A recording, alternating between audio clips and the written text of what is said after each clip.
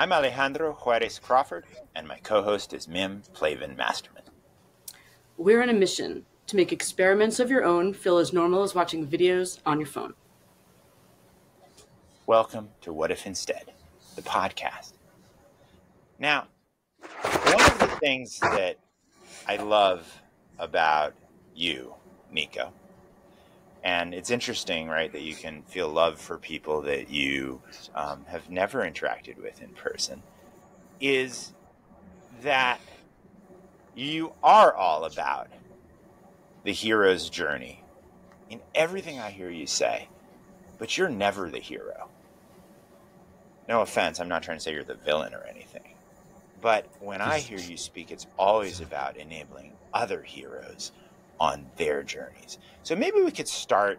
You were telling me recently about 70 grassroots leaders coming together and the interactions and conversations you had with folks from around South Africa and the world. Can you tell us a little bit about that? Yeah, let's start with the most recent one, the 70 young leaders. And they were not from Cape Town and metropolitan areas. They were from the rural areas. And then to just hear the resources, their circumstances, the challenges. And then to apply this, approach to life, reimagine your world and what is standing in your way. The bricolage concept of entrepreneurship. Bricolage, what is it that we have? And that's become an individual journey for each participant. And the amazing thing, what is built into this is the whole Ubuntu philosophy of being together and taking care of each other. So if there's one thing that I would like to emphasize just from the past week's experience, I would like to summarize it with systemic healing. We don't have time and the resources for individual healing, but the need for healing is immense. And the more healed I am, the more I have to give. And then to see how it rolls out. I mean, one of the participants then, I've invited 5 participants of the recent walk to join me in this workshop and just to see our level of performance went up, their confidence, their impact coming out of the 3 weeks ago walk, 6-day walk in nature with people from Europe. Their first chance to interact on a personal level, get that exposure, worldviews, sharing, learning, overcome obstacles. I will elaborate on that, what that we had on that walk. But to see what that is doing, liberating the mindset, it is fascinating. I mean, this is an addiction, it's self-fulfilling, it is giving a meaningful life. I can't complain about the sacrifices part. I can only find joy in what I experience from a level where I also had to learn to open up my own assumptions and worldviews and get rid of assumptions. It's like a learning experience. And I became very much aware of the individual journey of each one. So I literally have many names and stories that I can share, which is always inspirational when you learn about an individual. But I've got many of those available and inspiring. So we would actually love to hear in a couple of minutes about some of those stories of liberated mindsets. Before we do, though, I wondered if you could break down 3 things you mentioned just now. And the first is the Ubuntu concept of togetherness. The second is, just for listeners who may not be familiar with bricolage in an artistic sense, how you're using that term. And then thirdly, this walk and this convening that you've described, if you could set the scene and tell us where that was, what was happening, who was there. Sure. bricolage, just simplify the concept. It is to get that attitude in your mindset to investigate, analyze, see what you have, and where's the need in a certain community, the most demanding need or a service, and how can you be of service for the development or uplifting of that community of yours. So I always try to simplify any academic principles and so forth. But it is always good to have an academic foundation for what you're busy with. So to get to the project of the walk, it was done in collaboration with a global peace organization with the name Masterpiece. One word, Masterpiece, as in peace, no war. It is built on peace initiatives in 45 countries participating. So I had an organizing, supporting team from this global organization. The one was from the Netherlands, Portugal, and Switzerland. Wait, so before to you work go with on, them from South Africa. before you Sure. go on, I'm interested in the organizing team, but bring us into the moment with you. Tell us, where did you first meet these folks? And I don't want to cut short the discussion about how it came together, which is really important, but put us there, if you could, before we get into all of the background. Yeah, a long story short, when I did the long walk, you become aware of the immense challenge. And that was a research walk as well. So I gathered a lot of data, walking into these communities, getting repetitive behavior and outcomes, positive outcomes, learning experiences. And I challenged myself, but I need to put this at a higher platform. I need to move to a higher level of action. This must not be a one-man show. So I can only network, bring people together. So I did a lot of research, and from many hours of research, I connected with Masterpiece based in the Netherlands, and I contacted them. And since then, the Streetbiz Foundation has the license of representing a Masterpiece in South Africa. So then I also joined them on a boot camp in Tunisia, where we were, for instance, in the Sahara Desert. We were at the exact spot where the Arab Spring started, where Mohammed Bouazizi set himself alight at the end of 2010. So you get confronted with the possibilities of social revolution, and it can go good or bad. Now, South Africa has a strive to go for the good, for peace and reconciliation, and I would like to build on that. But I also joined them for a walk in Nepal in the Himalaya mountains.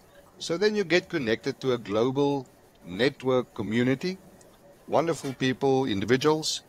And I then put it forth to them, I put it forward that I would like to bring this walk to South Africa, possibility, and it was approved. And it happened 3 weeks ago. We ended this walk in South Africa. And I would like to make a statement about that. We greeted 15 participants from Europe. How wonderful it is to say, after intense experience, we greeted 15 ambassadors for the B. Nelson movement in South Africa. That's a great way to put it. What is this Be a Nelson movement, Nico? Everybody in the world will know that, everybody in the world can associate and buy into the Nelson Mandela legacy and the outcome in South Africa. I'm not sure that we in South Africa realize the power of that legacy. So be a Nelson, be like Nelson. It made me to grow into the mindset, into the thinking of Nelson Mandela, how he handled situations. So the more you learn and read about someone closely connected to his grandson, which is a close friend, you learn, and then you get into the mindset. Okay, this is how he would have done it. The whole world can associate and buy into. This is the only statue at the entrance of United Nations. It's like uniting people globally. It's globalization in a positive, good way, where you also keep your own identity. The principle of inclusivity. There's so many ways. So whenever I get confronted with a situation I don't understand, I will just go into the mindset of Nelson Mandela, and it's almost like hearing his voice. You're, young man, you should do it like this or that, and what are you doing now? It's like he's really in my mind. He's really in my mind. When I departed on that long walk, I stood next to his statue. It was early morning, still dark. The photo taken there was like still dark, and I heard his voice, like, "Are you serious? Do you really want to do this? I can't wait to see what's All we going need is to happen." change the world is the voice in all of our heads. Yeah. So if we have that, Nelson Mandela saying, "Are you serious? Do you really want to do this?" I can think of lots of people around the world who could be totally transformed by just that question from Nelson Mandela in their brains. well, I can tell you what immediately I responded, actually loud there. I mean, if you guys think I'm crazy, it's fine, but it was really like building my courage or stupidity, whatever you would like to see. But I immediately answered, "Yes, sir, and it will really help if you can put in a good word for me, So, so I spoke on a different platform about this, and then one person said, "How is that for channeling?" And I thought, well, I never thought of it like that. It was just like, many times along the walk, there's like many hours when you departed from one community, hours before you get to the next. I went into conversations about what just happened, and for some reason there's learning. I mean, why do we read? We want to take it into our minds. We want to learn and expand our own mindset. So why not make it live? Is this the end of the podcast? You want to end it here? So can I ask you, yes, thank you, everyone. No. How did you pick the people, or how did they pick you to go on this walk? Because this seems kind of daunting, right? 1,700 miles, 100 cities and towns. Like, who are the people who were like, yes, pick me, I want to do this? Number one, you really have to open yourself for the unknown. How many times do we tell each other, you have to be brave, you have to go into the unknown? That is mindset expansion.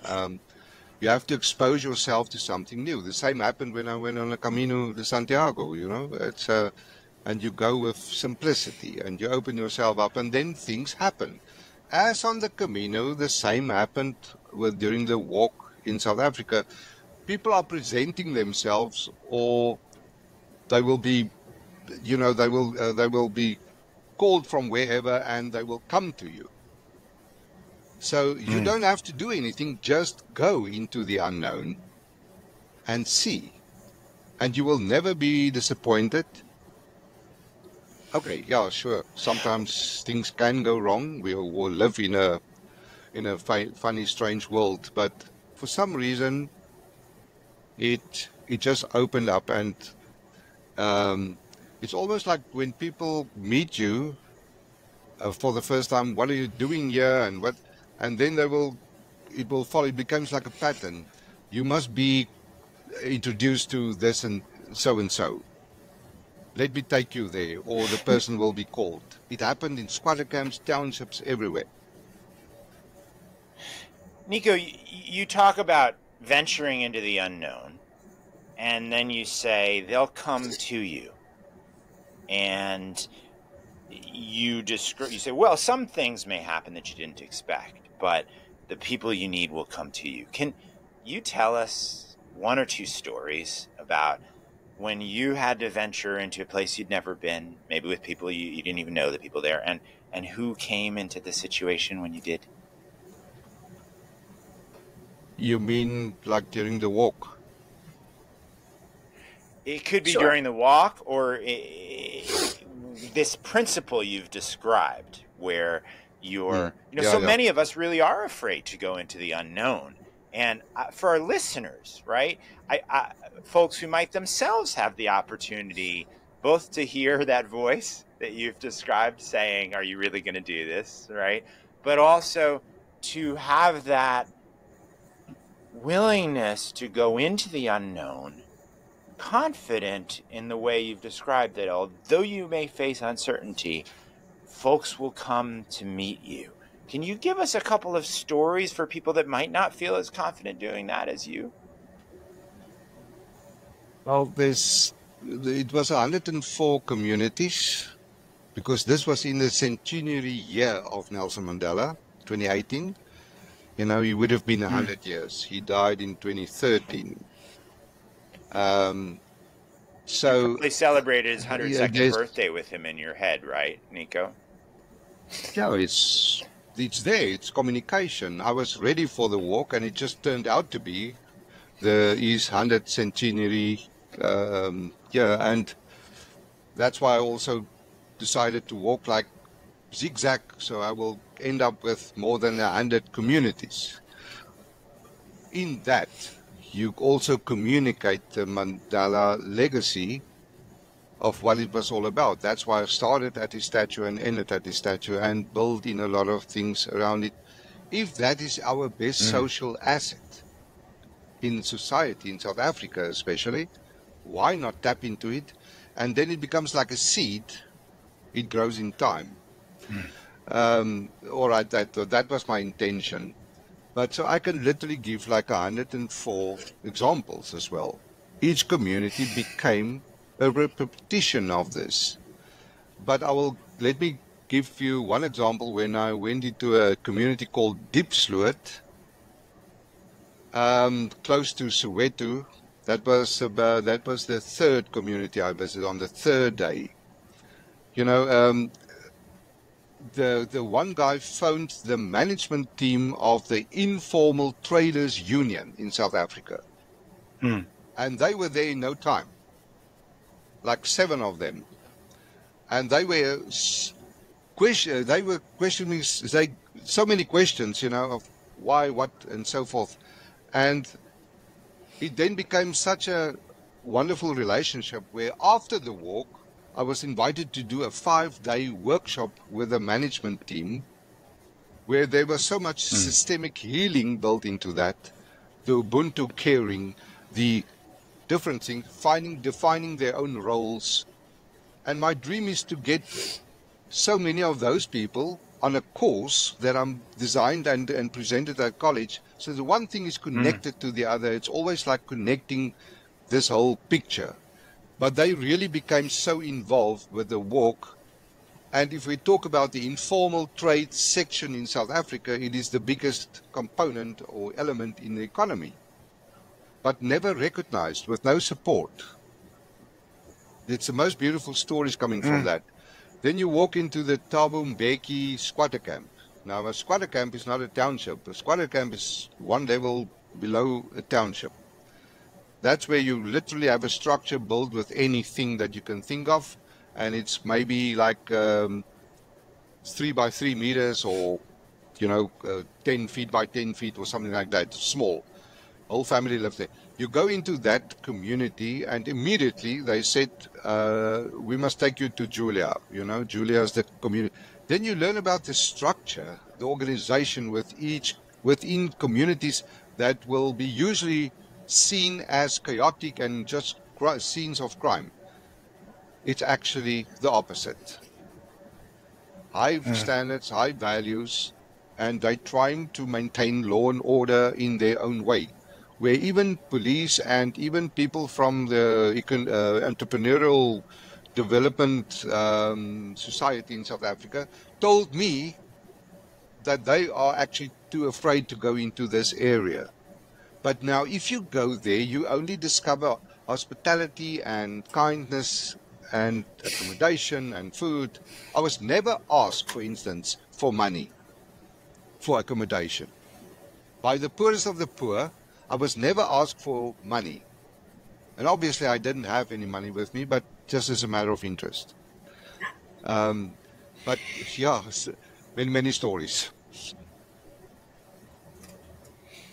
So as I'm hearing you talk about this, it sounds like it's this two-way street of the people you meet in the township influencing you, you influencing them to kind of create these journeys of discovery.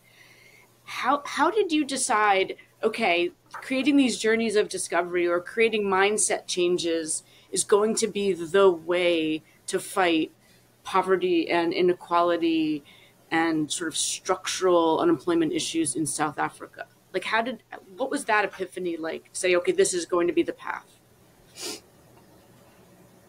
I can't remember if I told you about it, but please, if I already did with the previous recording, just stop me. But I became aware of the immense potential, especially among the youth, but then also the unemployed in South Africa. We are faced with challenges, second to none, and then you become aware of the potential. Now, that's like an insight. It's an awareness. I have to do something about it. I can't just look at it now that I'm aware of it. And it's going nowhere for various reasons I can elaborate on. But I was made aware of that by becoming a volunteer with developing entrepreneurship skills. But I ended up as a national coordinator for a global organization. Voluntary, like a national coordinator. And then I had a chance to facilitate the provincial competitions. You go with us, different teams through their drills. We are talking about teenagers. And then I ended up at the World Championships. And when it was announced, South Africa got the 4th place that year, which is, by the way, the best. This was way back 2014. It's an awareness. I couldn't sleep that night. This was in Moscow, in Russia. And having those teenagers in a place like that, in a hotel, they've never been in a hotel. They've never been in Dubai airport and etc. on an aeroplane. But nevertheless, when addressing the mindset that people can perform detached from background, from circumstances, they can really show their true value. And this is what the Beer Nelson movement is all about, enabling people to not only individually perform at a higher level, but also to unleash this energy. So currently it's an amazing thing to see how individuals are now inspiring other individuals, the whole concept, of growth network. It's way beyond my or any other individual's reach. It's human resilience at its best. It's if we know there's potential, why will you only stay focused on the negative or the obstacles? The only reason for focus on that is how to remove it. But that's a certain approach in your mindset, I need to look at it, but to get it out of the way, not to get stuck. The same with healing. It's so different, Nico, what you're... On the walk, Alejandro, on the walk just now. Not at all. One young guy was very transparent about it to inform us that he arrived there as a broken man. And if I have permission to share his story. But when you are broken, I'm talking about serious trauma that happened to him.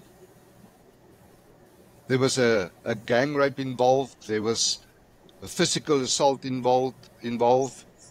There was and the physical assault actually took the lid off all the other trauma. That's besides what happened way back with the whole apartheid system. This is just individual stories. And when you arrive at a walk with people and you announce to them, you share with them, I actually withdrew from society the last couple of months. I was considering, suicide, just at the edge. And then 6 days later, this same person can totally turn around the energy of the group when they were confronted by racism and racist comment from the outside, and we had to discuss that in all transparency. And this person can stand up and say, this is who we are. This is how we can move forward. We're not going to let ourselves. And I'm talking now to you as a healed man, and I want to thank all of you. What do you do with situations like that? This is possible. The turnaround is possible. Why not focus on that? Reimagine the world, as you've said right at the beginning. Nico, what you're describing is so different from the narrative that we read in the news every single day.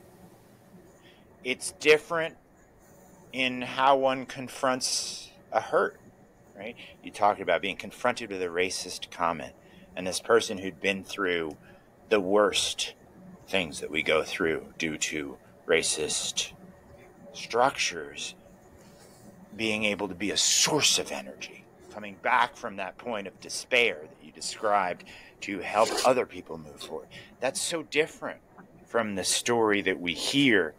We often think about sort of abuse and trauma being handed down, as we know they are, but you're describing also the possibility of resilience causing ripple effects. And that is such a different story from the one of more and more hurt and more retaliation that is what we hear about every day. I wish, Nico, that every single person in the United States where I live could hear your account when you talk about the fear of going into a community. You said even the police officers were afraid of crime, but what you found when you went into the community was hospitality, kindness, accommodation, and food, and that folks who had very little didn't ask you for money. This is something that, again, is so different from the story we hear every day, which is a story of fear of communities. And I in a very small way, Nico, I sort of relate to that feeling. The neighborhood that I grew up in was in no way as poor as the ones you're describing. It's not even comparable. Nevertheless, I remember friends that I went to school with crossing into our neighborhood and saying, I'm uncomfortable, I'm afraid here. And Right. I'll never forget just the thinking, wait a minute, we're always taking care of people here. We don't have anything and we take care of people. When the folk singer Woody Guthrie in his autobiography talked about riding the freight trains in the U.S. in the middle of the 20th century, and how if he walked into a community not having eaten in several days, you had to go to the poorest part of town, because that's the place where someone would give you food. Yeah. I wish everyone could hear these stories you're talking about.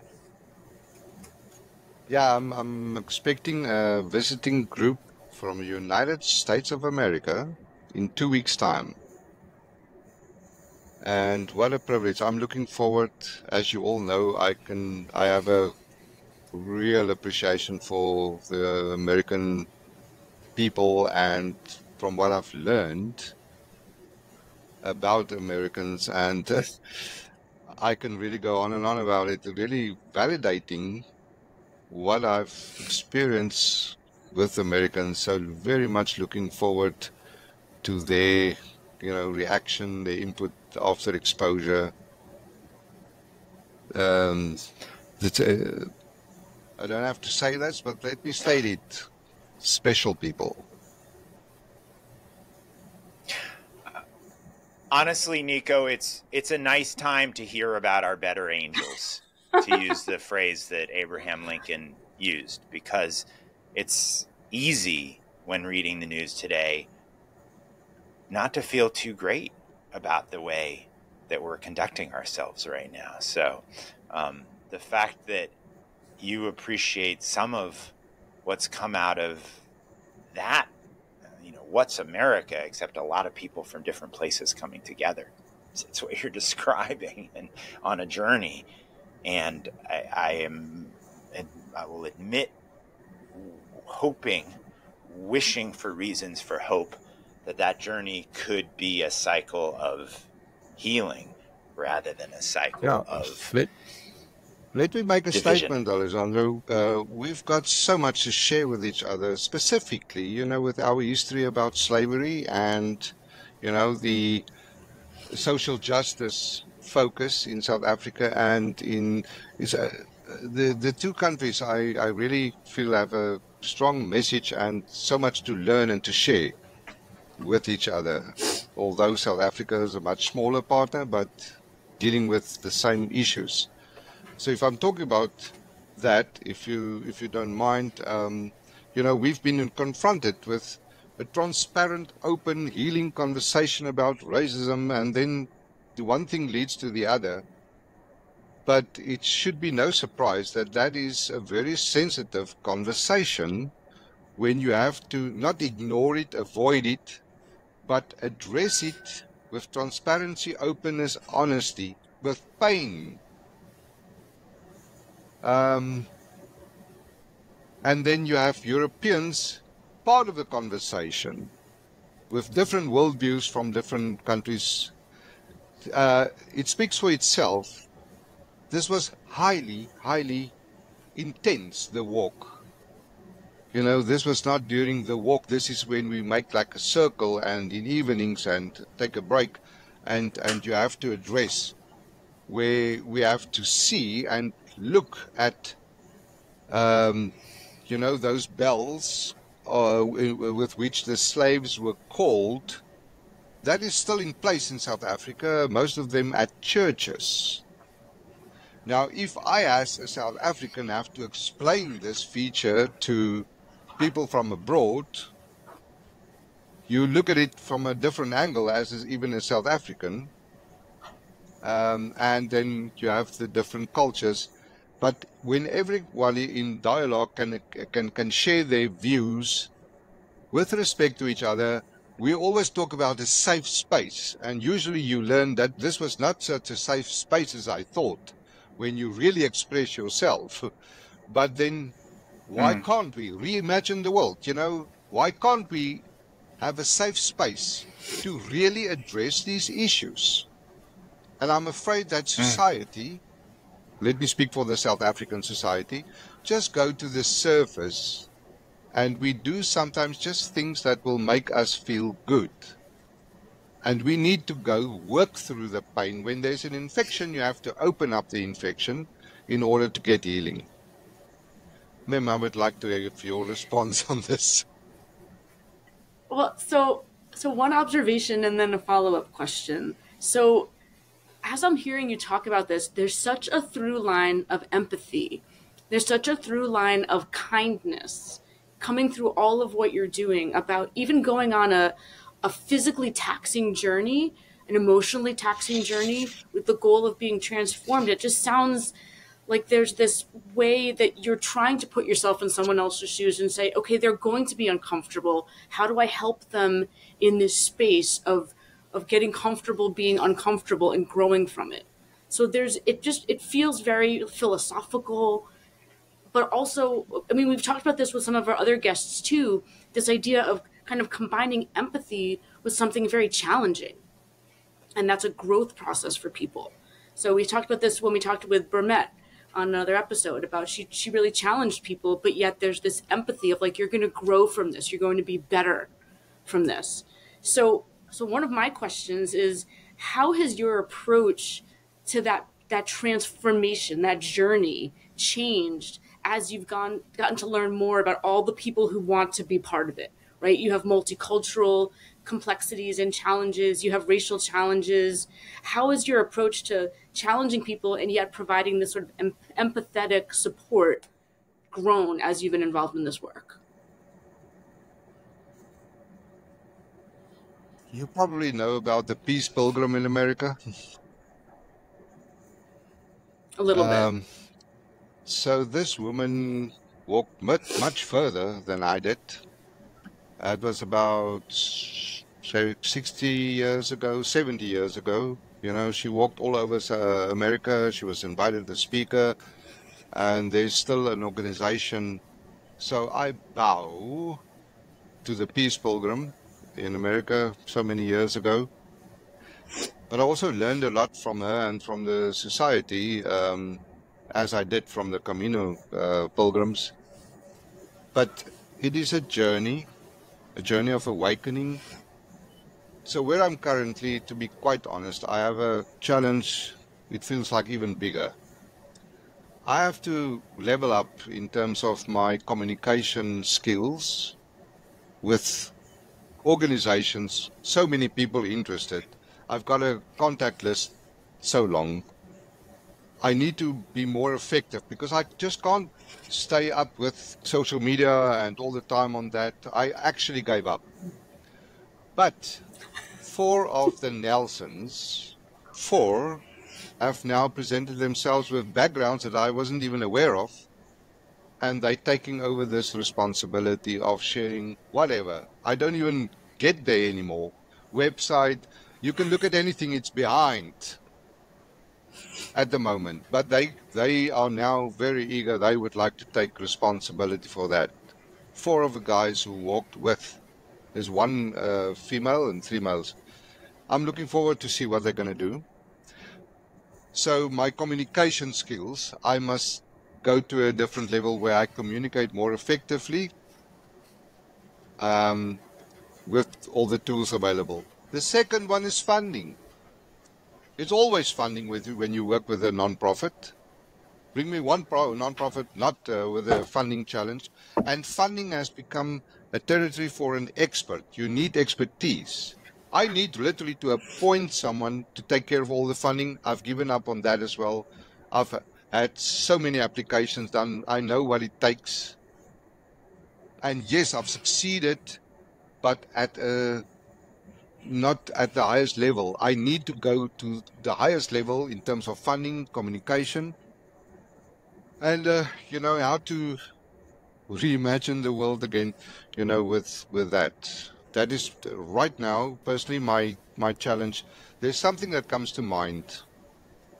If I lift my eyes, where I'm sitting in Blouberg Strand in Cape Town, I'm looking at Robben Island. It's right in front of me.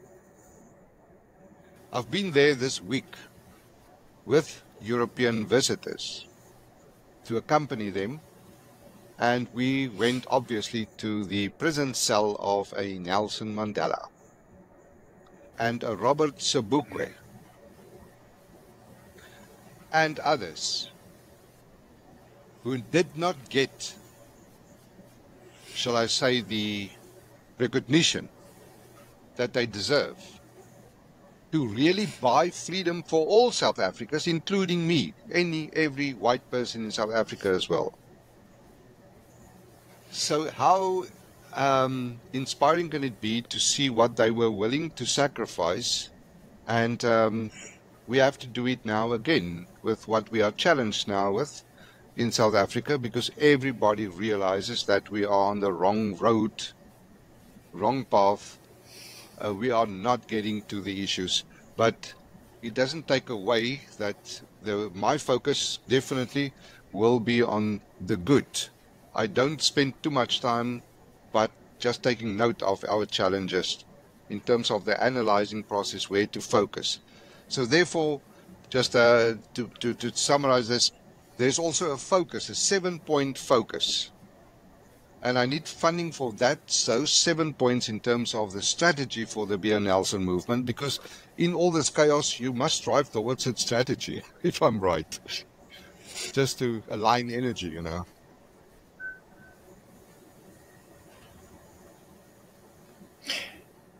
Nico, as you describe both the power of the work you're doing and the need for it, as I listen, it occurs to me that to ask, could the same principle that applied when you walked into a township and folks came to you to collaborate, could that apply to the need to bring this work you're doing to a large scale?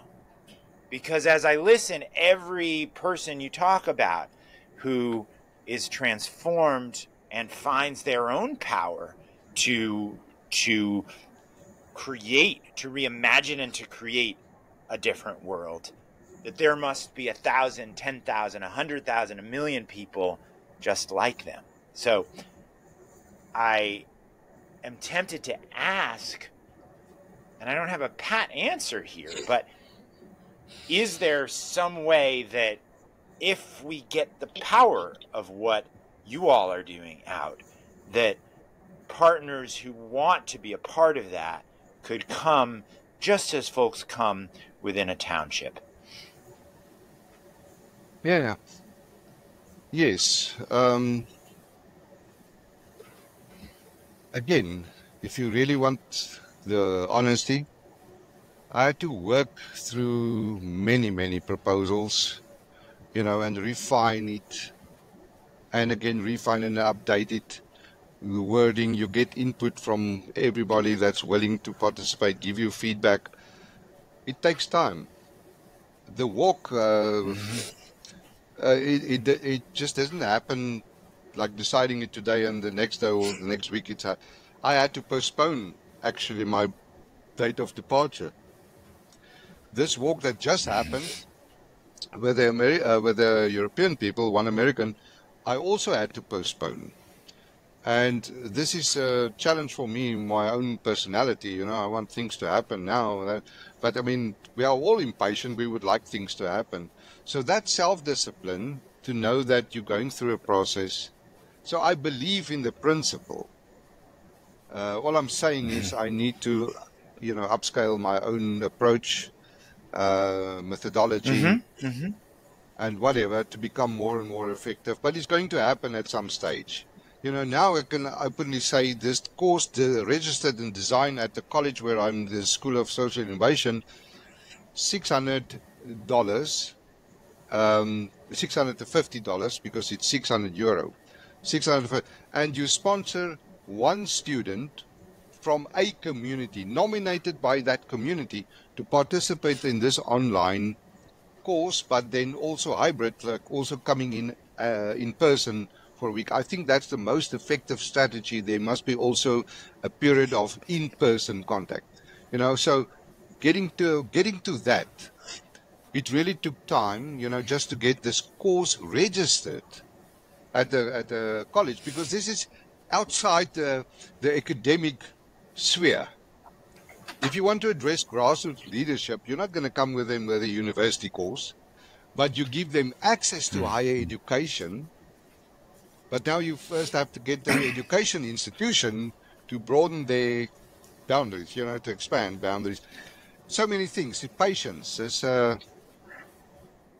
Can we actually touch on that point for a second, Nico, where last fall, I know that you connected folks who weren't in a formal educational context to a global experience that was university based. And I know that you had quoted Bafana Binda, one of the participants, saying that that broadened, as she said, my perspective as I interacted with people from diverse cultures, challenging my own cultural assumptions. And when you told me that, it struck me that most of the time our universities aren't flexible enough to lead to that interaction. But through that interaction, it wasn't just what Bafana gained.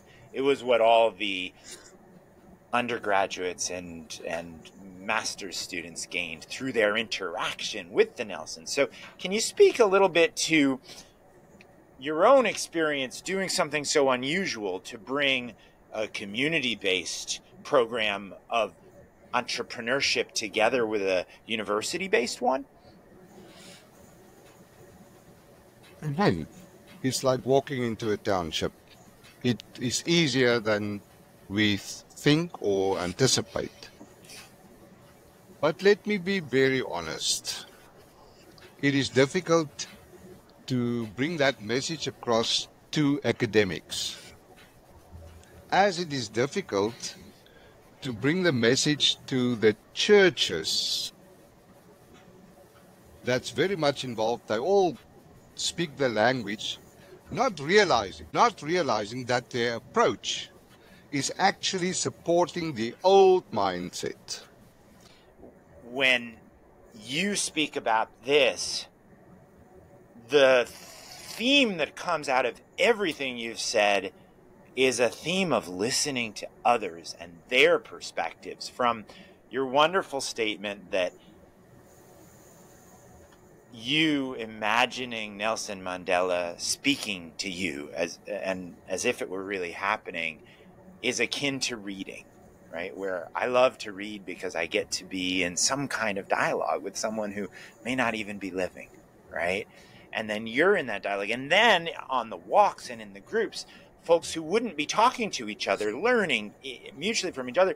What you're saying to me, if I've spoken clearly, is that we need to turn around and start listening. And that it occurs to me that in our existing institutions, right, our universities, our churches, our government institutions, our corporate institutions, it's only if we start to listen to the people we stopped listening to. Not just some management consultant, not just the people with the money, but listening to the people with the knowledge you're describing, that we will find a way forward. And I don't think we have other lifetimes. I think we need to find that way forward now. And as we talked a little bit about sort of intertwining nature in how we think about all of this, I keep thinking of this image of a rock in a lake with just the ripples going wider and wider and wider. And we don't exactly know where they're going, right? But they just keep building on themselves. And there's joy in the journey. So yeah, thank you for joining us today. This was amazing. Nico, thank you so much.